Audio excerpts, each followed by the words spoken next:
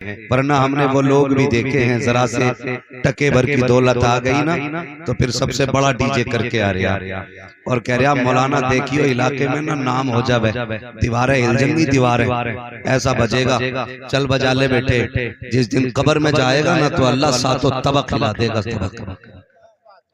ये कंडीशन है। और मुदस्सिर भाई, अमीरों की कहानी अल्लाह खैर फरमाए, डीजे सबसे मशहूर वाला, नाचने वाली सबसे मशहूर वाली, और अगले दिन आके डीजे वाला तकाजे कर रहा, पैसे तो दे दो,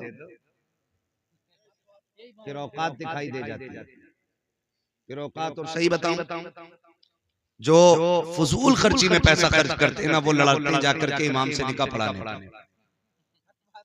क्या तुम्हारे यहाँ 5 चल रहे हैं? तुम नए इमाम हो, हमारे यहाँ तो 2500 में पढ़ा। ये कंडीशन है, ये कंडीशन। मैं मशवरा देना चाहता हूं, हम और हमारा काम बताना है, अमल कराना नहीं। अमल वही करता है जिसे रब तौफीक देता है। और ये कुरान की निस्बतों की बरकत है जो आप शादी के वक्त हुजूर के जिक्र की महफिल में बैठे। इस घर से ताल्लुक मुफ्ती मुदस्सिर हुसैन साहब का और बाकी उलमा का भी है, और फिर खुद घर का मालिक हाफिज कुरान, ये कुरान की बरकत है, आप देखें। और बेटा भी हाफिज कुरान है, क्या नाम है उनका? शानिब। तो माशाल्लाह ये भी पढ़े मदरसे में, वसीम भाई भी पढ़े हैं, तालीमी इब्तदाई दौर में इन्होंने हासिल की है। हाँ, मुफ्ती मुदस्सिर साहब ने ही पढ़ाया है। खैर, मेरा कहने का मतलब ये है कि ये कुरान से निस्बत की बरकत है। खुदा तौफीक देना और शादी का दिन मैसर हो जाए तो डीजे ना बजाना, तमाशे ना करना, खुदा तौफीक दे तो रब रसूल को राजी करने की कोशिश करना। निकाह किसकी सुन्नत है? बोले सारे लोग, जिनकी हो गई है कम से कम वही बोल दे। हाँ, इन्हें तो तभी पता चलेगा ना जब इनके निकाह में निकाह मिन सुन्नती कहा जाए, है ना। लोग कहते हैं ना बिया ना किया, बराते तो खूब करी है, ठीक है। निकाह किसकी सुन्नत है? बोल दें जरा, मुझे लगे कि आप समझ पा रहे हैं। किसकी सुन्नत है? हुजूर की सुन्नत है। और डीजे इब्लीस। बताओ, सुन्नत के मौके पे हम शैतान को बुलाते, 8 दिन नहीं गुजरते जो बहू अपने असली रूप में आती है। फिर कह रहे ना वहां मियां मिले थे, उन्होंने कहीं कछोछा ले जाओ।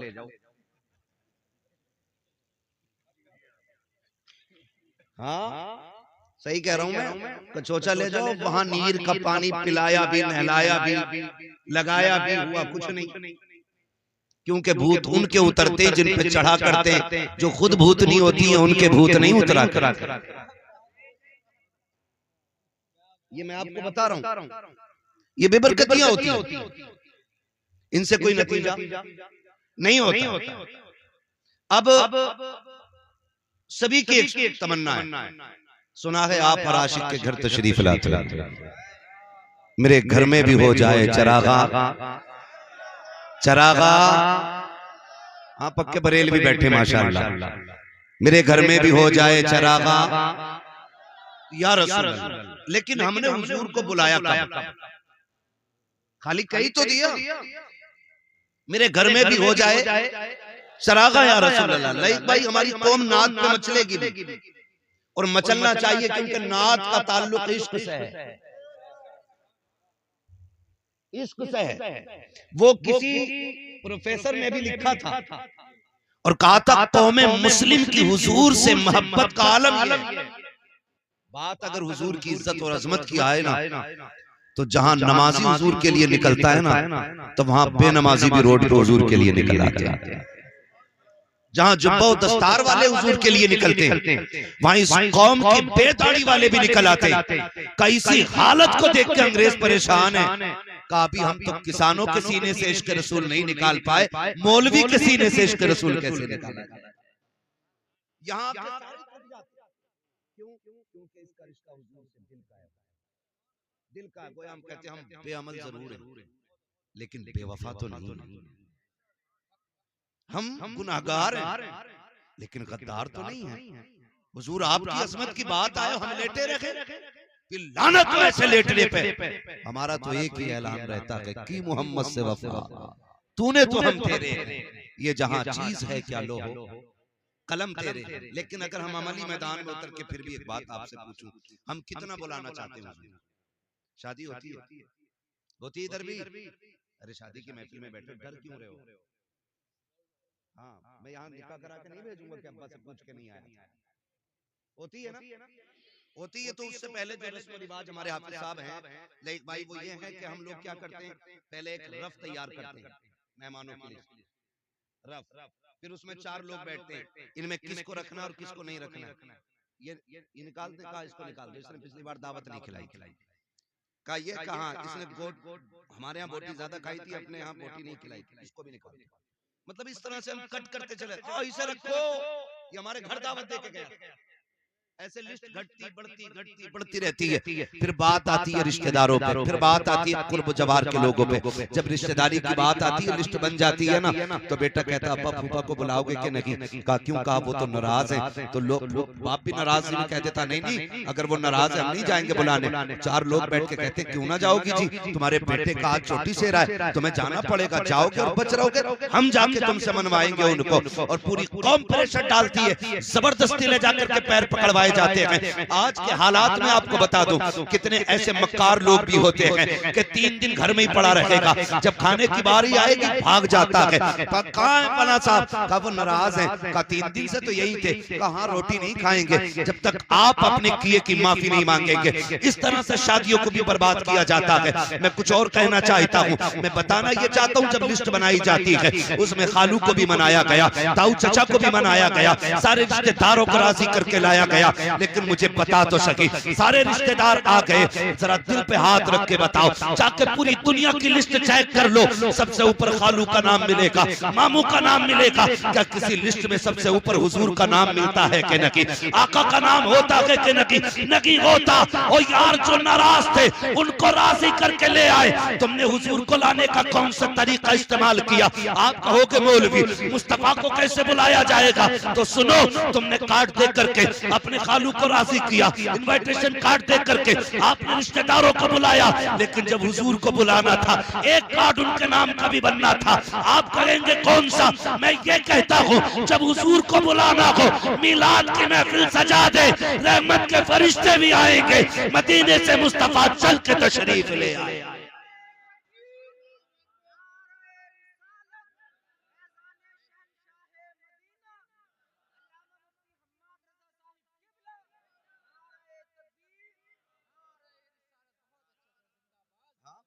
भाई महफिल रखो, जरूरी नहीं है अम्माद आए, मुफ्ती मुदस्सिर साहब आए, लयक भाई आए, ये शोहरा, ये उलमा आए, एक भी मस्जिद के इमाम को बैठा के उनकी नात खानी शुरू करा दें।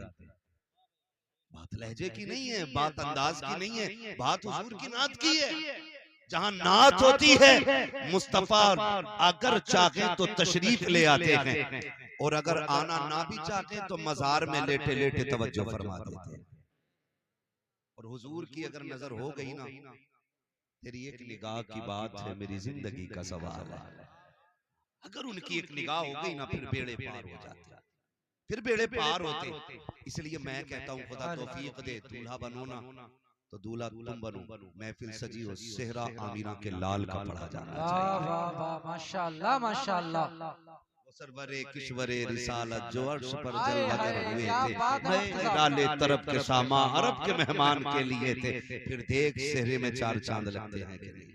वाह वाह वाह, भाई माशाल्लाह। तुम कितनी महंगी रंडी लाके नचा लो, ठीक है, 4 बंदे तज़किरा करेंगे, लेकिन जिसकी शादी में हुजूर की बातें होती है ना, उसका तज़किरा अर्शों पे रब करता वाह वाह वाह, क्या बात है मुफ्ती साहब। है। और मैं नौजवानों हाथ जोड़ के कह रहा हूँ, ये सेहरा तेरी कोशिश नहीं है, तेरी मेहनत नहीं है, ये सेहरे उनके बनते हैं जिनकी रब तकदीर बुलंद करता है। ये आप में भी बहुत सारे साहिब औलाद होंगे, ठीक है ना? हम लोग भी साहिब औलाद हैं, अल्लाह बेटा देता है, कितनी खुशी होती है। और फिर माँ पैदा होते ही कहने लगती है मेरा चांद आ गया। चांद, वो इससे नीचे लफ्ज नहीं बोलती है, काला भी है ना फिर भी चांद, ठीक है ना? कैसा ही है, माँ के लिए चांद होता है, और हर माँ के लिए उसका लाल चांद होता है। और हर लाल के लिए जो उसकी माँ हो सकती है ना, वो दुनिया में कोई नहीं हो सकता। ये भी क्लियर है, जो माँ हो जाएगी वो कोई नहीं हो सकता।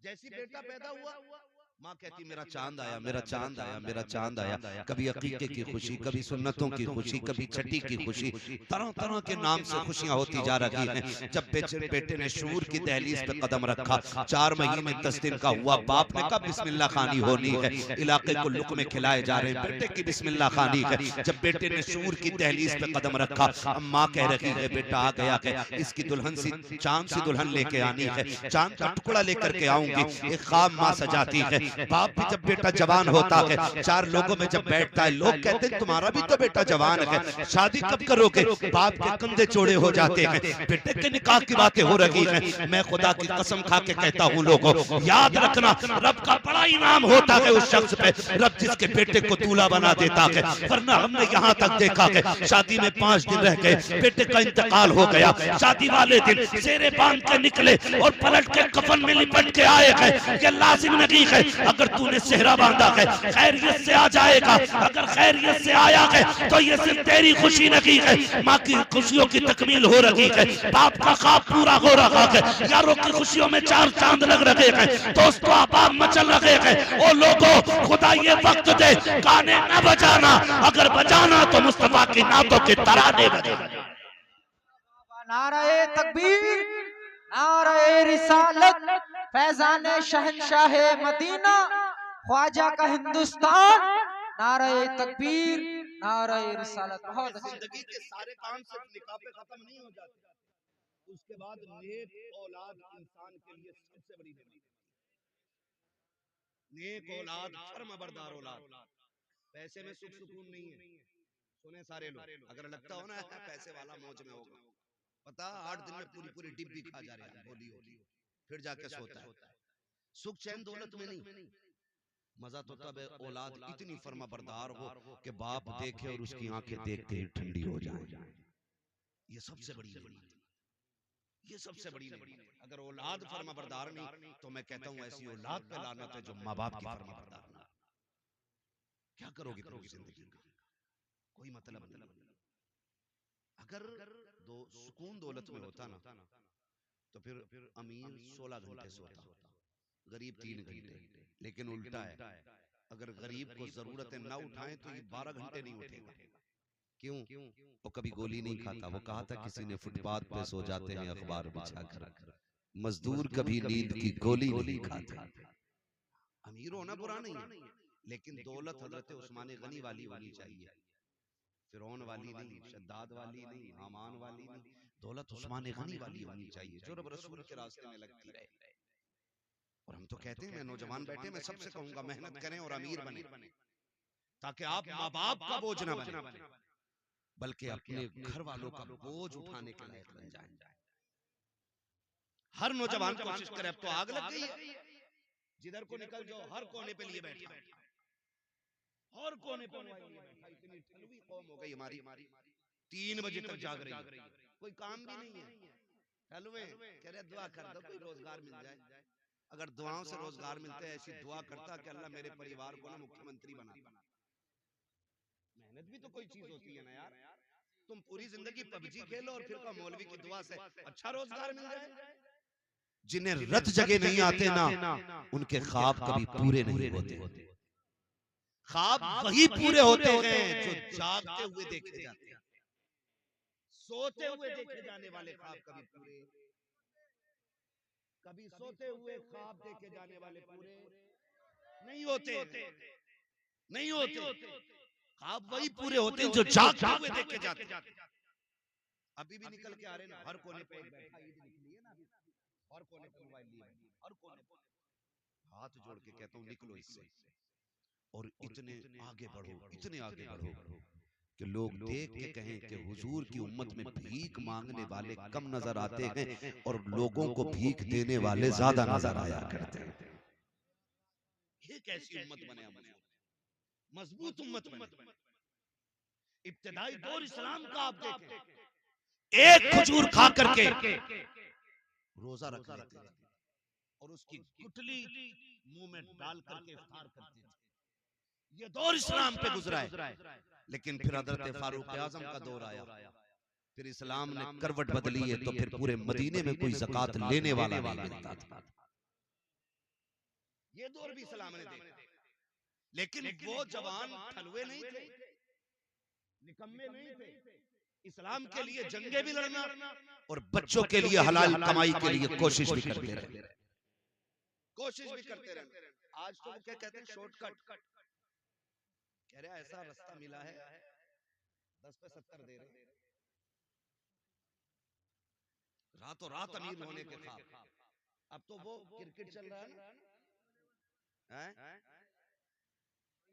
ड्रीम 11, तो ये भैया उस पे जुआ लगा रहे,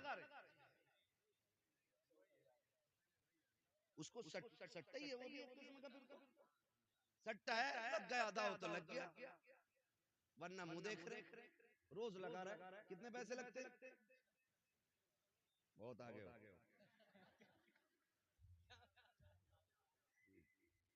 ठीक है, मैं आपको बताना चाहता हूँ, हमारे 1 रुपए की वैल्यू जानते हैं आप? 1 रुपए की वैल्यू फरमाया गया, अगर मोमिन की हलाल कमाई का 1 रुपया कब्र में गिर जाए, तख्ते लगा दिए गए, हुक्म यह है कि तख्ता हटाया जाए, पहले रुपया निकाला जाए, फिर दफन किया जाए। तुम्हारे 1 रुपए की वैल्यू ये है, और लालच लेकर डूब गया हमें, शॉर्टकट के चक्कर में हराम पे उतर आए हम। अल्लाह उस दिन से पहले मौत दे दे जिस दिन हमारे हलक में हराम का लुकमा जाए। हलाल, इमाम गजाली से किसी ने कहा था हुजूर दुआएं कब कबूल होती? अब तो रस्म चल गई है, दुआ करिए। उन्होंने भी कह दी ठीक है जा, अल्लाह तेरा भला करे, और पता चले जो कह रहा भला करे उसका सबसे ज्यादा बिगड़ा हुआ मसला है। इमाम गजाली से कहा हुजूर दुआएं कब कबूल होती है? फरमाया 2 काम करना, दुआएं कबूल होंगी। कहा क्या? कहा कभी हराम ना खाना और कभी झूठ ना बोलना, हाथ तेरे उठेंगे, मकबूलियत की जमानत खुदा अता फरमा देगा। ये 2 काम करने थे, लेकिन हम शॉर्टकट के चक्कर में निकल गए। इससे भी शॉर्टकट ये है, लल्ला जवान हो गया 10 लाख तलवंडिया वाला दे गई, अपनी मर्जी से बेटी वाला कायनात उठा के दे दे, उसकी मर्जी है। भीख मांगने वाले पैदा हो गए, 4 बेटे तो हिसाब लगा रहा, 10 कलवा में, 10 मलवा में, 10 बब्बन में, 10 अच्छन में, कितने लाख हो गए? 40 लाख का ऐसे ही शॉर्ट रास्ते से अमीर बन जाएंगे। जहेज में मांगा गया 1 भी रुपया हराम हराम हराम, ये शरीयत है, ये शरीयत। और इस चीज ने कौम का बेड़ा गर्क कर दिया है। जब से डिमांड की आग लगी है ना, कह रहा नहीं नहीं प्रधान के बेटे से कम नहीं मिलना चाहिए, मुझे इतना दोगे तब बेटी कब मैं तुम्हारी बेटी का रिश्ता कबूल करूंगा। और खुदा के वास्ते मेरे भाई अगर 10 लाख से गुजारे हो जाए तो लेके रख ले, अगर 20 लाख से नस्लें पल जाए तो पैसे संभाल के रख ले, और अगर गारंटी ना हो तो फिर हाथ ना फैला। ये कौन दे सकता है तुझे जो खुद दूसरों के मोहताज हो? ये कैसे भले पूरे करेंगे? उससे मांग जिसके खजानों में कमी नहीं आती है। और ऐसा कौन है? बरेली वाला कहता है कौन देता है? देने को मुंह चाहिए, देने वाला है सच्चा हमारा।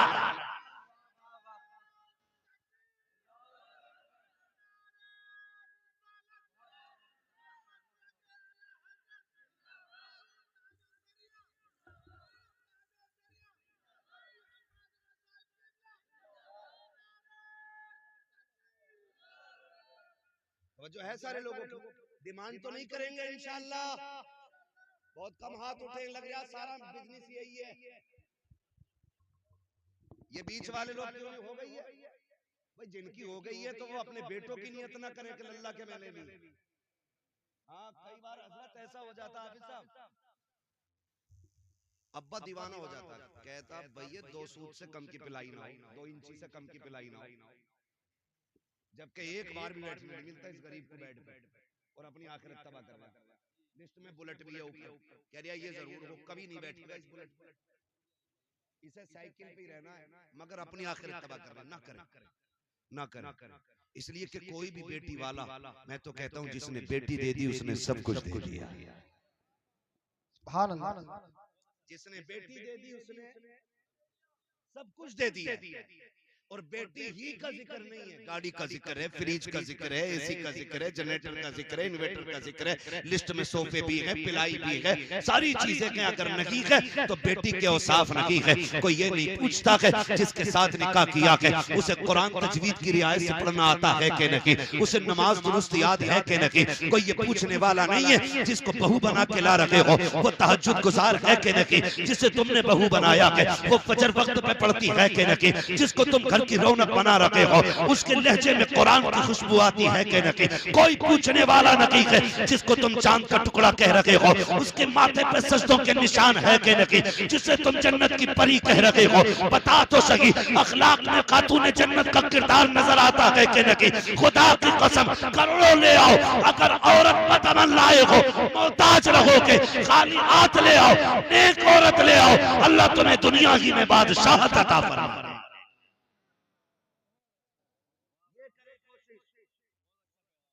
अल्लाह निकाह आसान करने की तौफीक अता फरमाए।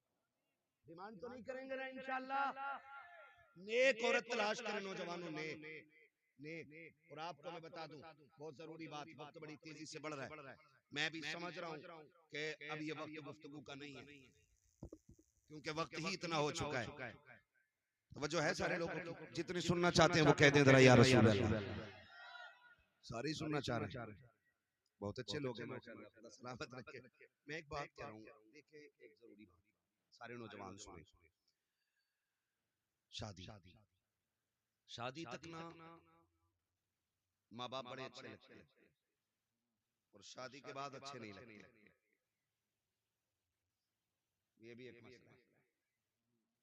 शादी के बाद माँ बाप अच्छे नहीं लगते, 90% ये शिकायत है,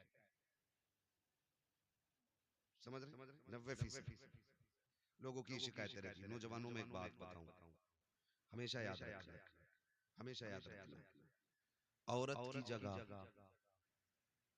दिल में है और औरत तुम्हारे दिल में रहती है लेकिन तुम माँ बाप के दिल में रहते हो, ये याद रखना। तुम औरत को दिल में रखते हो और तुमको माँ बाप दिल में रखते हैं। इसलिए तुम्हारे लिए दुनिया में सबसे बड़े माँ बाप रहने चाहिए। उसमें मैं भी अपने आप को शामिल कर रहा हूं। हम सब के लिए सबसे ज्यादा अहम माँ बाप होने चाहिए। होता क्या है, कसम खा के कहता हूं, मैंने देखा नहीं, बेटा जब दूल्हा बना होगा ना, हाजी बारात गई थी ना, किसी ने देखा कि हाफिज सलीम साहब की खुशियों का आलम क्या था। भाई दोस्तों की खुशियां कितनी होती है, जैसे दूल्हा के कपड़े वैसे दोस्तों के कपड़े, ये भी सूट में, वो भी सूट में, ये भी बूट में, वो भी बूट में। हाँ, मगर इतना न किया करो नकल, थोड़ी बहुत फर्क रहना चाहिए ताकि दूल्हा का पता लगता रहे दूल्हा है कौन सा। 5 दोस्त हैं, पांचों ही कोट पैंट में, पांचों ही काले में, ये कंडीशन। तो थोड़ा सा आज तो उसे सजने दो, जो सबसे गोरा होता वो उसकी करवट में घुस के बैठता है, आज तो इसे दूल्हा बना दिया, क्यों इसे और ज्यादा खराब कर रहा है। आज इसका दिन है, दोस्तों का नहीं, आज इसका दिन है। तो मैं ये कहना चाह रहा हूँ आपसे कि दोस्त कितनी नकल करते हैं कि दोस्त जैसे कपड़े, दोस्त जैसे ड्रेस, दोस्त जैसा पहनावा, सारे दाएं बाएं चल रहे हैं। लेकिन जानते हो जब भाई दूल्हा बना करते हैं, बहनें आके खड़ी हो जाती हैं सेहरे पर। कई बार देखा गया है, कभी पानी के छींटे दे रही हैं, ये क्या कर रही है, कहा मेरे भाई को किसी की नजर न लग जाए, मेरे भाई को किसी की नजर न लग जाए। ये बहनों के रिश्ते होते हैं। और माँ को देखो, माँ बार बार कह रही है अल्लाह मेरे चांद को सलामत रखना, अल्लाह मेरे लाल को सलामत रखा, अल्लाह मेरे लाल को खैरियत से लेके जाना। जब दूल्हा घर से निकलता है, जहां तक नजर जाती है, सबसे देर तक देखने वाली आंखें माँ की हुआ करती हैं। पलट के आने का इंतजार करने वाली जो दरवाजे पे बिछी रहती है पलके, वो माँ की होती है। मुझे बता तो सही, माँ से ज्यादा तेरा इंतजार किसने किया, माँ से ज्यादा तुझसे प्यार किसने किया। तू दूल्हा बना था, कोई कपड़े देख रहा था, कोई अपने जूते चेक कर रहा था, लेकिन माँ और बहनें ये मुड़ मुड़ के तुझे देख रही थी, कभी पानी के छींटे, कभी सुरमे के टीके, कभी बार बार नजरें उतारना, मेरे लाल को किसी की नजर न लग जाए। मुझे बता तो सही, तेरे जाने के वक्त में तेरे बाप का पैर जमीन पे नहीं लगता था। लोग पूछते थे कि बाप कौन सा है, का तलाश करो। आज जिसकी खुशियां आसमान पे होगी वही बाप लगता नजर आएगा। बाप तनहा अलग दिखाई देता है कि ये बेटे वाला है, मगर जरा दिल पे हाथ रख के बता, अभी शादी को 15 दिन हुए हैं, माँ से कहता है सुन मेरे कमरे पे आके दस्तक ना देना, मेरी बीवी को अच्छा नहीं लगता है, तुमसे झाड़ू नहीं लगती है, अभी 8 दिन हुए हैं उससे झाड़ू लगवाने चली हो, अभी 8 दिन हुए हैं उससे चाय बनवाने चली हो। मुझे बता तो सकी तू किससे बात कर रहा है? ये वो है जिसके बारे में इमाम अहले सुन्नत ने कहा है, सरकार आला हज़रत फरमाते हैं अगर माँ बाप से बात करने का इरादा हो पहले इजाजत लो, अगर वो कहते तब बात करो। आला हज़रत कहते हैं माँ बाप की बारगाह में ऐसे जाया करो जैसे रियाया बादशाह के दरबार में जाया। वाह बाबा सुभान अल्लाह, नारे तकबीर। जो है भाई, तो ये माँ बाप होते हैं और अभी 8 दिन नहीं हुए माँ बाप से बिगड़ गए, माँ बाप से बिगड़ गई हमारी। क्यों? फिर वो उधर से उधर कान भरने, इधर के उधर सुनने। सुने भाई, सिर्फ एक बात याद रखो, माँ को माँ का हक दो, बीवी को बीवी का हक दो। इस्लाम न बीवी का हक छीन के माँ को देने की इजाजत देता है और न माँ का हक छीन के बीवी को देने की इजाजत देता है। ये याद रखिएगा, ये नहीं है। लेकिन गुलामी मत करना औरत की कि अम्मा ये रोटी नहीं बनाएगी, रोटी तुझे ही बनाएगी। झाड़ू पोछा इसको नहीं करना, अम्मा तुम करो। बीवी को पहला सबक पढ़ा देना, उससे कह देना सुन मेरी जन्नत मेरे माँ बाप के कदमों में है और तेरी जन्नत मेरे कदमों में है। अगर अपनी जन्नत बचानी है ना तो फिर मेरी जन्नत हाथ से नहीं जानी चाहिए। ये सिर्फ इतना सबक आपको पढ़ाना है। बीवी समझदार होगी तो फिर समझ जाएगी। फिर पूरी जिंदगी इंशाअल्लाह अगर माँ बाप राजी रहे ना तो फाकों में भी जन्नत के मजे आएंगे, फाकों में भी जन्नत के मजे आएंगे। मैं नौजवानों जानता हूँ कितने हम में से परदेश रहते हैं, कितनी मजदूरियां करते हैं, कितने थकते हैं लोग। ठीक है, जब नींद आती है ना थक के, तो मैं गारंटी के साथ कहता हूँ कभी भी वीआईपी गद्दों पे उतनी अच्छी नींद नहीं आती जितनी अच्छी नींद माँ बाप के कदमों में बैठ के आया करती है। ये याद रखना। इसलिए मेरी गुजारिश है, आज ना तलाकें और झगड़े बेटी वाले भी कम नहीं है। जरा सी बात ससुराल में हो जाती है बेटी के ना, तो अब जो ये फसाद सबसे ज्यादा हुई मोबाइलों की वजह से हो रहे हैं। इतनी चालाक औरतें आ रही हैं, फोन लगा के ना ऐसे रख लेंगी और कहेंगे बताइए क्या कह रहे थे मेरे अब्बा के बारे में। रिकॉर्डिंग ना डायरेक्ट चल रही है, क्या कह रहे थे मेरे अब्बा के बारे में, कह के दिखाओ। मेरे भैया क्या कही थी तुमने? अभी फोन कटता नहीं, गाड़ी दरवाजे पे आ गई, पकड़ो इसे। और फिर ये सोचते हैं कि हम तुर्रम खां हैं, हम यूं कर देंगे। याद रखना बेटी का गुजारा बाप के घर नहीं शोहर के घर होता है। आप कुछ भी कर लें, वो ताकत तुम्हारे पास नहीं है जो रब ने उसके शोहर को दी। आप कुछ भी कर लो, आप मंत्री हो, संतरी हो, पैसे वाले हो, पावर वाले हो, ताकत वाले हो, मुट्ठी में आपकी ताकत है। लेकिन जो तलाक की पावर शोहर के पास है, उसने 3 बार अगर बोल दिया ना तलाक तलाक तलाक, बेड़ा ही गर्क हो जाता बेटी का।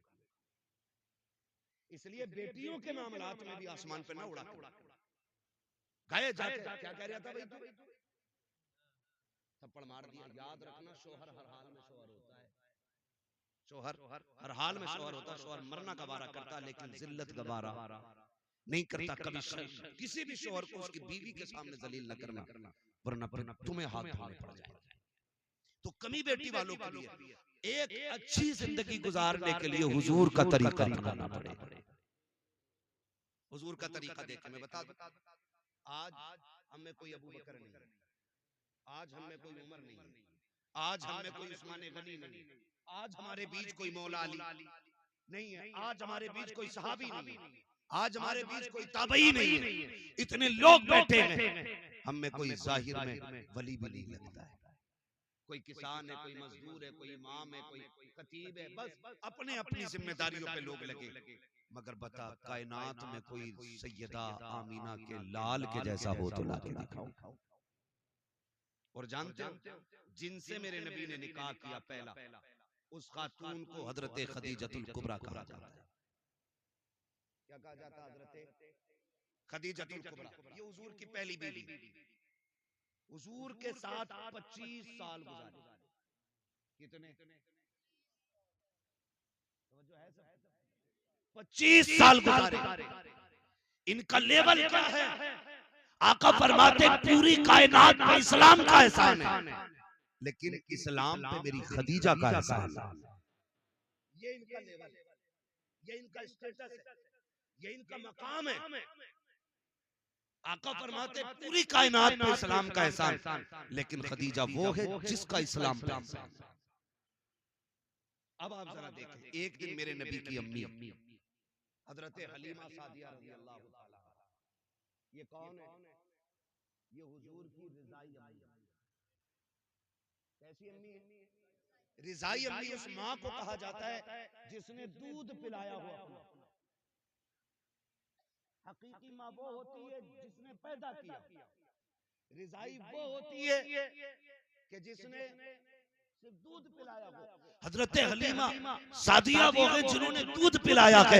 एक दिन इत्तेफाक से सफर करते करते मुस्तफा की चौखट तक आ गई। आकर के बैठी है हजरत खदीजतुल कुबरा रज़ी अल्लाह ताला अन्हा, सामने खड़ी है। आका जो हुक्म दे रखे हैं तोड़ के लाती है ला के दे देती है, तोड़ के लाती है जाती है ला करके दे देती है। जब तक हजरत हलीमा घर में रखी, हजरत हलीमा जब तक घर में रखी, हजरत खदीजतुल कुबरा बैठी नहीं थी। जब आप रुखसत हो गई, मेरे नबी ने उम्मुल मोमिनीन हजरत खदीजतुल कुबरा का हाथ पकड़ा और कहा था शरीक हयात एक बात तो बताओ, जब तक मेरी माँ घर में रखी तुम बैठी क्यों नहीं थी, खड़ी क्यों रखी? कहा महबूब वो आपकी माँ है, अगर आपकी माँ है तो मेरी भी माँ है। मैं इस डर से नहीं बैठी थी कहीं वो किसी चीज का हुक्म दे और मुझे उठने में ताखीर हो जाए, मैं इसलिए खड़ी रखी कि जो आपकी माँ बोलती रखे खदीजा तोड़ के करती रखे। कहा महबूब ये निजाम जमाने को बता रहा है कि जो शोहर की माँ होती है उसी तरह बीवी के लिए वो उसकी भी माँ हुआ।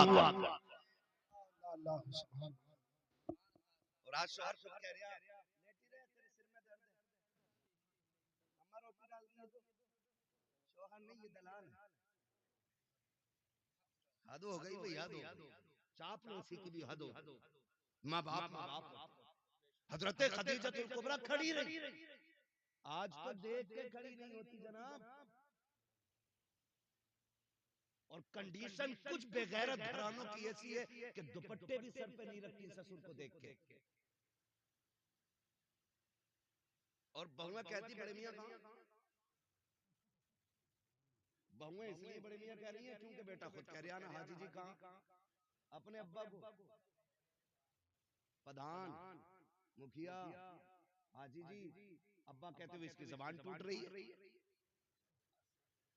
नसीब वाले जिनके सर पे बाप का साया होता है, नसीब वाले मुकद्दरों वाले जिनके सर पे ममता का आंचल होता है।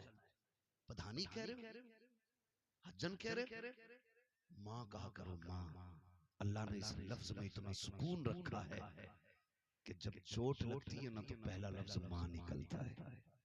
कभी बच्चों को देखो, बाप की गोद में होगा चोट लग जाए तो कहेगा अम्मा। क्यों? क्योंकि अल्लाह ने इस लफ्ज में मिठास भी रखी है और सुकून भी रखा है। सुकून भी रखा। नबी की अम्मी आई, हजरत खदीजतुल कुबरा खड़ी रही। आज हमारी अम्मी आए ना, वो कहे बेटे तेरी बीवी को मैंने आवाज दी थी उठी नहीं। कहा ना उठी तो तुम्हें कोई जरूरी था आवाज देना? वो थकवी थी सो गई। ठीक है अम्मी हम उनसे बात कर लेंगे। इस तरह से माँ बाप के लहजों की कदर किया करो, उनकी इज्जत हमें करनी चाहिए। वो माँ बाप है, वो बीवी नहीं है। माँ बाप है, उनका एक एक बाल पे एहसान है हमारे, एक एक बाल। अगली बात करने लगा, निजाम मुस्तफा घरों में लाइए, फिर देखिए घर कैसे जन्नत लगती है। घर कैसे जन्नत लगती है। आज धीरे धीरे वो तुम्हें माँ बाप से दूर करती है, फिर बहनों से दूर करती है, फिर भाइयों से अलग कर देती है, और फिर जब अपनी पे आती है खुद जूता लेके खड़ी हो जाती है। फिर कहते हो तावीज दे दो मौलाना, बीवी फर्मा बरदार। मरखाना बैल तूने नाथ लिया, एक बीवी कंट्रोल नहीं। अब हमसे कहाँ मुंह बंद हो रहा है भाई, ये मुंह तुझे बंद करना था। तो कंडीशन ये हो जाती है, फिर क्या, फिर तो आ रहा थक के, वो कह रहा पानी लियो जरा, कह रही पी लो, मैं कौन सी ठाली थी सुबह से, तुम्हें क्या लग रहा है मैं खाली बैठी थी। का गुड्डू को नहलाया, बब्बो के कपड़े धोए, पोछा लगाया, फिर साहब किया, शोहर से ज्यादा अपने काम गिना देती है। ये मक्कार औरतों की निशानी होती है, मक्कार बदअमल औरतों की पहचान है।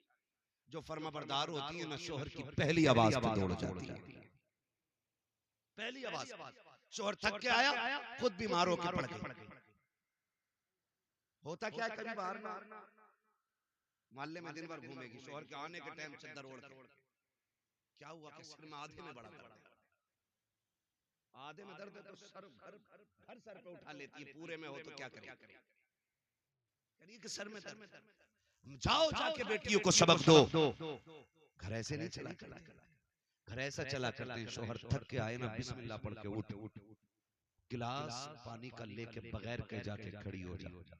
तुझे नहीं पता जब तू उसे मुस्कुरा के देखेगी, वो तुझे मुस्कुरा के देखेगा, अल्लाह दोनों के सारे गुनाह माफ फरमा दे, सारे गुनाह बख्श दिए जाते हैं। वो तो निहायत सस्ता सौदा बेच रहे हैं जन्नत का, हम मुफलिस का मोल चुकाएं, अपना हाथ ही खाली, अपना हाथ ही खाली है। इतनी आसान भी है जन्नत, लेकिन घर को जहन्नम बना रखा है। अगर कह दिया मेरे लिए ऐसा जोड़ा लाना जैसे अच्छन की बीबी ने पहन रखा था, अगर वो वैसा जोड़ा न लाया, फेंक देती है, फेंक कह के मैंने अपने बाप के घर कभी ऐसा नहीं पहना। जाओ जाके बेटियों को पढ़ाओ कि बाप के घर जो तूने सोना पहना, चांदी पहना, हीरे जवाहरात पहने, पहन लिए, कभी इसका तस्करा तूने शोहर के घर नहीं करना जा करके। वो तुझे जिस हाल में रखे तुझे उस हाल में रहना है। तेरी बेटी नबी की बेटी से बड़ी नहीं है, तेरी बेटी मुस्तफा के घर दूल्हा बन के आने वाले, तेरा बेटा अली से बड़ा नहीं है, ज्यादा इतराने की जरूरत नहीं है। मुस्तफा को देखो, जब बेटी का रिश्ता किया था, आका करीम ने कहा था फातिमा मैंने तेरे रिश्ते का फैसला अली के साथ कर दिया है। खातूने जन्नत सैयदा तैयबा ताहिरा आबिदा जाहिदा रकिया तकिया नकिया सैयदा फातिमा ज़हरा आंखों में आंसू भर लाई थी। आका करीम ने कहा था फातिमा अली से बेहतर जमीन पे तेरे लिए मुझे कोई मर्द नजर नहीं आया, इसलिए मैंने तेरे लिए अली का इंतखाब किया है। अली गरीब जरूर है, लेकिन अली नबी का भी प्यारा है, खुदा का भी प्यारा। नारे तकबीर, नारे रिसालत, मसलके आला हजरत उलमा अहले सुन्नत हजरत अल्लामा मुफ्ती अब्बास रज़ा साहिब मुरादाबादी, नारे हैदरी। शुक्र अल्लाह का, मैं सही बता रहा हूँ, बड़ा सुख है दीन में। हमारे घर के 7 दामाद हैं, 7 पढ़े लिखे लोग हैं, और इतनी सुख सुकून की जिंदगी है। कभी कोई टेंशन, कभी चैंचे, कभी पैंपे नहीं, कभी मसला ही नहीं कि उसका हाथ के लाओ, उसका लाओ, मुझे कार्ड क्यों नहीं आया, मुझे देख मेरा मुंह क्यों नहीं देखा, क्योंकि सारे पढ़े लिखे लोग हैं। तो फिर जब जिंदगी हुजूर की शरीयत के दायरे में चलती है ना, तो बड़ा सुकून होता है, बड़ा सुकून होता है। बहने अल्लाह ने साथ दी, साथों पढ़ी लिखी कारिया, बड़ा सुकून रहता है। ऐसा माहौल घरों का बना, ऐसा माहौल बना। जब ये जिंदगी होती है ना, तो फिर फर्मा बरदारी और सुकून में जो मजा आता है ना, वो खाली ससुर से लिए गए 15 लाख नहीं, एक फोड़े में 15 नहीं, 15 के 35 निकल जाते।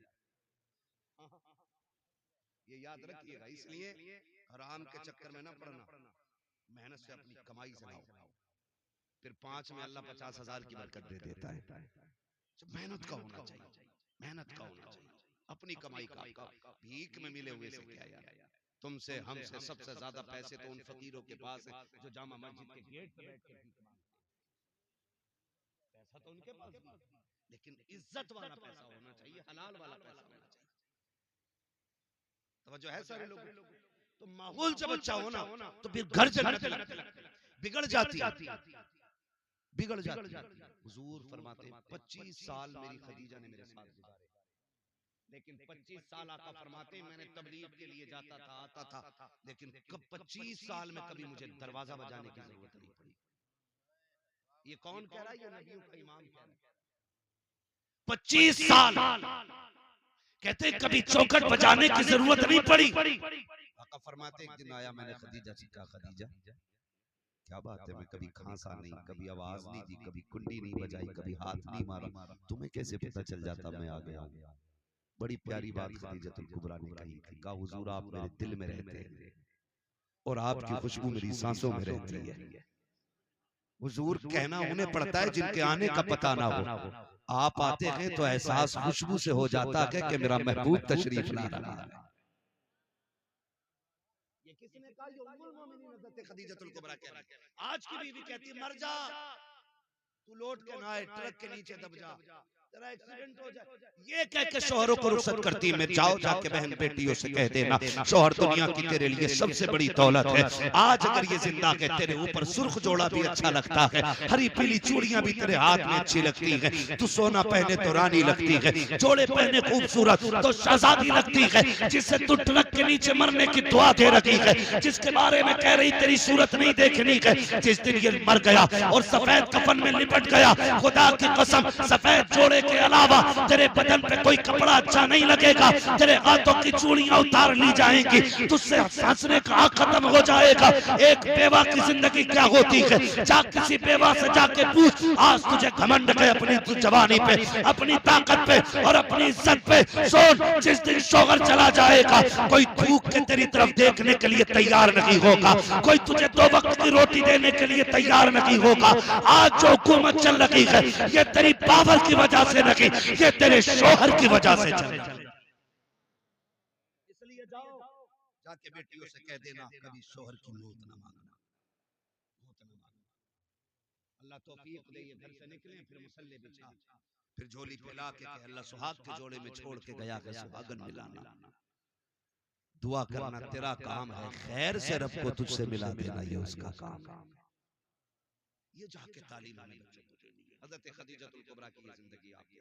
कई बार ना मैं अभी कुछ दिन पहले ये खबर चली थी कि किसी शख्स का एक्सीडेंट हुआ, बड़ा पैसे वाला था, दुनिया बड़ी मतलब ये भी याद रखना। आज अगर हम किसी के काम आ जा रहे हैं ना तो फिर उसकी मौज लग जा रही है, फिर वो खालू भी कह रहा, चचा भी कह रहा, ताऊ भी कह रहा, भैये भी कह रहा। अगर तुम्हारी उससे कोई गर्ज पड़ गई ना फिर कह रहे हाँ यार मिले तो थे, फिर ऐसे कर देते हो। बड़े मतलबी लोग। वो नौजवान उसका एक्सीडेंट हुआ, बड़े पैसे वाला था, उसके 50 से ऊपर दोस्त थे। कहते जब मेरा एक्सीडेंट हुआ इत्तेफाक देखे रीढ़ की हड्डी टूट गई, तो नसें उसकी जो डैमेज हो गई, फिर हाथ पैर काम करना छोड़ गए। उसने कहा फिर सारे दोस्त भी छोड़ गए, यहाँ तक कि जब हाथ पैरों ने काम छोड़ा बीवी भी तलाक लेके चली गई। उसने कहा तेरे जैसे मोहताज के घर में क्या रहना। उसने रो के कहा था, उसने कहा जब मुझे होश आया मैं जब भी सुबह को उठ के ना आंखें खोलता कोई और नहीं मेरे बिस्तर पे मेरी माँ बैठी हुई मिला करती थी। दुख में दुनिया छोड़ जाती है, माँ बाप नहीं छोड़ा करते, माँ बाप नहीं छोड़ा करते। ये दुख में नहीं छोड़ते, तुम इन्हें सुख में छोड़ गए। ये परेशानियों में नहीं छोड़ते, तुम इन्हें राहत के वक्त छोड़ गए। नहीं तुम्हारा खर्चा हमसे नहीं उठता, गैरत नहीं आती है। अमीर बनना है तो माँ बाप पे खर्च किया करो, अमीर बनना है उनके खर्चे उठाया करो। अल्लाह इतना देगा तेरी 7 पुश्तों से संभाला नहीं। याद रखिएगा पानी उसी बर्तन में मजीद आता है जिसका कम होता है। जो पहले से भरा रखा रहेगा वो सड़ तो जाएगा, उसमें नया पानी बोले नहीं आ सकता ना। नए पानी के लिए बर्तन का खाली होना जरूरी है, और खाली वहां करो जहां हरियाली होती हो। माँ बाप से ज्यादा खुशहाली किसके चेहरे पे नजर आएगी? इनके ऊपर खर्च करो, इनके ऊपर खर्च करो। आप तारीख का ये बाप पढ़े और जाओ जाके बेटियों को भी ये समझाओ, बेटों को भी समझाओ। और मैं एक बात बता दूं, मैं सिर्फ बहू के हवाले से नहीं कर रहा हूं, मैं शोहर के हवाले से भी अगर बात करूं बड़ा वक्त लग जाएगा। सिर्फ इतना बता दूं हुजूर ने बीवियों के साथ कैसे रवैया किया। ताली दोनों हाथ से बचती है, एक से नहीं, खाली औरत ही नहीं आपको भी उसकी इज्जत करनी पड़ेगी, उसको रिस्पेक्ट देनी पड़ेगी ताकि उसका हौसला बुलंद रहे। ये नहीं कि हम औरत को पैर की जूती समझने लग जाए, ऐसे जिंदगी नहीं। उम्मुल मोमिनीन हजरत आयशा सिद्दीका रज़ियल्लाहु ताला अन्हा फरमाती, एक दिन ना दरवाजा बजा, कहती जब दरवाजा बजा ना तो मैंने कहा कौन है, अंदर आ जाओ। कहते एक बूढ़ी अंदर आई, कमर झुकी हुई थी। उसने कहा खदीजा तेरा शौहर नजर नहीं आ रहा। कहती उन्होंने इतना कहा हुजूर बिस्तर से बड़ी तेजी से उठे, आपने तैबन संभाला, फौरन बाहर तशरीफ लाए। फरमाते हैं हुजूर आए, उस खातून को बैठाया, खुद भी बैठ गए। मुझसे कहा खदीजा घर में कुछ है? मैंने कहा जी या रसूल अल्लाह। कहा जो भी हो लेकर के आओ। कहा मैं अंदर गई, मैं खजूर लेकर के आई। कहा और भी कुछ है? कहा जी। कहा मैं फिर अंदर गई, दूध का प्याला लेकर के आई, खिलाया पिलाया। उसके बाद कहा कोई कपड़े हैं? कहा हाँ। कहा कपड़े रखे थे, मैंने एक जोड़ी कपड़े अता किए। कहा और भी कुछ है? कहा जी या रसूल अल्लाह एक चादर और है। कहते वो भी ला के दे दो। कहा वो भी चादर में दे चुकी। जब वो खातून चली गई, हजरत खदीजा हजरत आयशा सिद्दीका कहती हैं मैं पूछूंगी सरकार से कभी फुर्सत मिलेगी, आका ये औरत कौन थी? कहा ये भी मेरे दिल में ख्याल था कि उम्मुल मोमिनीन आयशा सिद्दीका फरमाती हैं वो औरत चली गई, सरकार बिस्तर पे तशरीफ लाए, आका करीम ने हाथ कलाइयां आंखों पे रखी हैं, सरकार हिचकी भर के रोए हैं। जब आका करीम रोए हैं, उम्मुल मोमिनीन आयशा सिद्दीका फरमाती हैं मैंने दौड़ लगाई, हुजूर के बिस्तर पे पहुंची, आका का हाथ हटाया, नबी की दाढ़ी आंसुओं से तर गई। मैंने कहा महबूब मेरे माँ बाप कुर्बान हो जाएं। सरकार बताएं तो सही किस चीज ने रुलाया है? आका करीम फरमाते हैं आयशा तुम ये पूछना चाहते थी कि इससे मेरा रिश्ता क्या है, ये औरत कौन थी? आका जी बता दे। आका फरमाते हैं सुनो आयशा ये मेरी खदीजा की सहेली थी, उसके बचपन की सहेली थी। जब वो जिंदा थी तो ये आती थी, खदीजा भी इतना नवाजती थी जितना आज मैंने नवाजा है। आका करीम फरमाते हैं जब ये आई है तो उसके आने से मुझे खदीजा की याद आ गई। आयशा सिद्दीका ने कहा था आका इतना नवाजा आपने किस लिए? आका फरमाते हैं इतना इसलिए दिया है ताकि दुनिया में ये राजी हो जाए कब्र में मेरी खदीजा की रूह राजी हो। सुभान अल्लाह, सुभान अल्लाह। हमारे नबी ने विसाल करने वाली खातून हजरत खदीजतुल कुबरा की रिश्तेदारी का इतना लिहाज किया कि आका करीम उनकी सहेली को पूरी इज्जत दे। आज हम बीवी के बाप, बीवी के भाई और बीवी के खानदान को इज्जत देने तैयार ना करना है। इसलिए मैं ये कहना चाहता हूँ अपने घरों के हालात ऐसे कर लें कि हमारे घरों में जन्नत का माहौल नजर आए। कुरान तो ये कहता हुन्ना लिबासुल लकुम व अंतुम लिबासुल लहुन्ना, वो तुम्हारा लिबास है तुम उनका लिबास हो। इस अगर लिबास पे तशरीह की जाए तो घंटे लग जाएंगे। बस इतना समझ लें कि कोई भी बीवी शोहर का राज खुद से अलावा दूसरे से कहे ही ना, अच्छाई या बुरा। और शोहर अपनी बीवी की कोई भी बुराई या ऐब तीसरे से न कहे। घरों में तब आग लगती है जब घर मियां बीवी के झगड़े में कोई तीसरा आदमी एंट्री करता है, चाहे वो लड़के की तरफ से एंट्री हो उसकी या लड़की की। फिर वो अच्छा बनने के चक्कर में गले कटवा देता है। इसलिए आपसे मेरी गुजारिश है घरों को जन्नती माहौल में तब्दील करें, जन्नती माहौल में तब्दील करें। हम एक दूसरे का ख्याल रखें, एक दूसरे का ख्याल रखें, वो हमारा रखें हम उनका रखें, फिर देखें अल्लाह घरों में कितना सुकून अता फरमाएगा। आज हाफिज साहब क़िबला ने बेटे के निकाह के मौके पे इस महफिल को इसीलिए रखा था ताकि इस महफिल के जरिए लोगों तक हुजूर का दीन पहुंच जाए, हुजूर का दीन पहुंच जाए। आज के बाद अगर एक औरत अपने शोहर को इज्जत देने लग जाए या एक शोहर अपनी बीवी का हक अदा करने लग जाए तो समझ लेना आपका बुलाना कामयाब है, हमारा आना कामयाब है। अल्लाह हमें हुजूर के दीन पे अमल की तौफीक अता फरमाए। 1 घंटा हो चुका है, वक्त भी काफी है, कल वलीमा भी आप लोगों को खाना है ना, फिर सोना भी है थोड़ी देर, और भी हमारे जो नात खां रह गए उनको भी आपको सुनना है। खुदा सलाम। बड़े नाराज लग रहे हो आप। नहीं तो देखो 1:45 बज गए, समझ रहे मेरी बात? अल्लाह तौफीक दे, बस इतना कर वादा करेंगे इंशाअल्लाह डीजे नहीं बजाएंगे। ये पीछे वाले क्यों लेकर भाई कर लो वादा, अगर मन में हो तो, ना हो तो फिर तुम्हारी मर्जी, जिसका मन चाहे वो बात करे। डीजे तो नहीं बजवाएंगे इंशाअल्लाह, बिल्कुल बंद किया जाए, वरना हम जिस कंडीशन में आज चल रहे हैं ना, काबिले रहम है, काबिले रहम। सारे दुश्मन ताकतें आज हमारे पीछे लगी हुई, सारी दुश्मन ताकतें। तुम्हें क्या बताऊं, मेरी करवट में पलसाना है, ईद नहीं गुजरी है, 2 नुमाइशें लगी हैं और सारी लड़कियां ऊपर जा रही हैं। हमारी बेगैरती की इंतहा हो गई। पैसे वाला होना बड़ी बात नहीं, गैरत वाला होना बड़ी बात। वाह वाह वाह। लानत है ऐसे पैसे। कई जगह पे ईद डीजे बजा के मनाई गई। हाँ, अभी टांडे से निकल करके आए, 1 घंटा जाम में फंसे रहे, ईद चल रही है। कौन सी बदमाशी इन ईदों में नहीं हो रही? इस उम्मत पे अगर ये जालिम मुसल्लत नहीं होंगे तो फिर क्या जिब्रील आएंगे बचाने के लिए? ओ भाई, मौत आनी है, मौत। चाहे नकाब पहन के मेले में जा या नंगी होके मेले में जा, मेले का हुक्म एक ही है। मैं तो एक बात जानता हूं, अगर इस्लाम औरत को मस्जिद में जाने की इजाजत नहीं देता है तो मेले में जाने की ये बाप होता कौन है जो इजाजत दे रहा है? अगर उसे जाने की इजाजत होती भीड़ में तो पहले इस्लाम ये कहता ना, चल जुमा पढ़ लेकर। जब इस्लाम जुमे की इजाजत नहीं देता तो बेगैरत झूले पे बैठने की इजाजत किसने दी?